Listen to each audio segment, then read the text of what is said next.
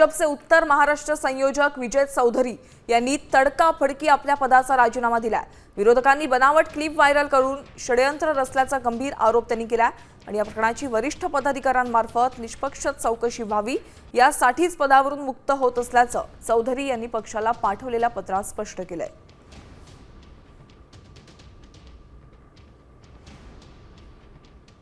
असं की तथाकथित माझा आवाजाची जी काही ऑडिओ क्लिप प्रसारित होत आहे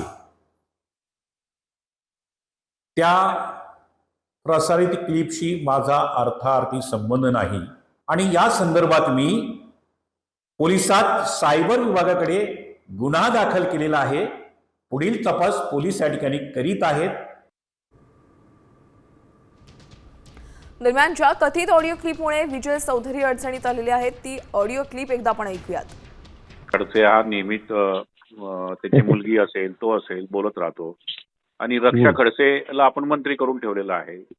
मंत्रीला काढलं पाहिजे, हे कुठेतरी थांबलं पाहिजे ना।